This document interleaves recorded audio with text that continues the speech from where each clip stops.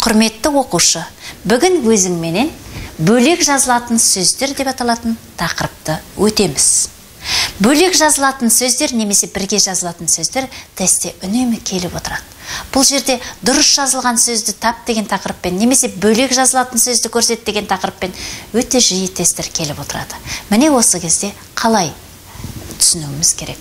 Бірінші жағдай, мекеменің, ұйымның, кәсіпорынның атаулары, министрліктің атауларының әрқайсысы бөлек жазылады.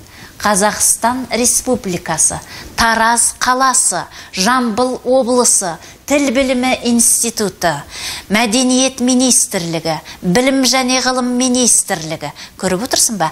Әрқайсысы бөлек-бөлек жазылады. Бұл бірінші жағдай.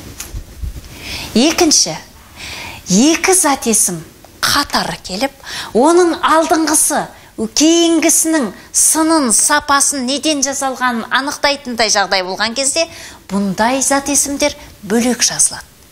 Қарашы, ағаш қасық, неден жасалған қасық? Ағаш қасық.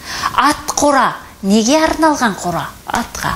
Ұл бала, қыз бала, темір күрек, ағаш есік, шай қасық. Көріп отырсыңдар ма? Мінекей, бұндай сөздердің барлығы да әрбір сыңары бөлек жазылады. Үшінші жағдай, 250 сұрақ қойып көрші. Қанша деген сұрақ қойылады. Демек бұл күрделі сан есім. Күрделі сан есімнің әрбір сыңары бөлек жазылады. 250, 1966, 25, 1 жарым, 4 ширек. Міне бұлардың әрқайсысы бөлек жазылады. Ал енді ақ құба дейік. Қара торы, қызыл шырайлы, ұзын бойлы, орта бойлы, толық денелі. Мұның бәрі қандай деген сұраққа жауап беріп, күрделі сын есім болып тұр. Демек, күрделі сын есімнің де әрбір сыңары бөлек жазылады. Ала жаздай сұрақ қойып көрші. Қашан деген сұраққа жауап береді, бұл мезгіл үстеуі. Міне күрделі үстеудің де таңертеңнен кешке дейін, күн ұзаққа, күні бойы дейтін сөздері мінекей бөлек жазылады. Оқып отыр. Міне бұл қайтты деген сұраққа жауап беріп тұр, күрделі етістік. Екі сыңары да мінекей күрделі етістік. Оқып отыр, жазып жатыр, ұйықтап жатыр, тыңдап отыр, түсіндіріп тұр. Міне бұл жерде әрбір күрделі етістіктің сыңары бөлек жазылады. Елең етті. Көріп отырсың ба? Бірінші сыңары еліктеу сөз. Лап етті, жалт етті, шық етті, тарс етті дейміз. Көбінесе еліктеу сөздер көмекші етістікпен тіркеседі.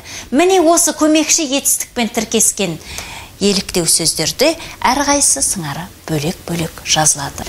Жүгіре жөнелді, жаңағы айтқан күрделі етістігіміз. Бұлар да әрбір сыңары бөлек жазылады. Келесі жағдай. Қол созым жер, ит арқасы қиянда, төбе шашы тік тұрды. Немесе жел аяқ, тіс қаққан деп жатырмыз. Міне осындай идиомалық, фразалық тіркестер, яғни тұрақты сөз тіркестерінің әрбір сыңары бөлек жазылады. Қол созым жер, алыс, жақын деген сөз.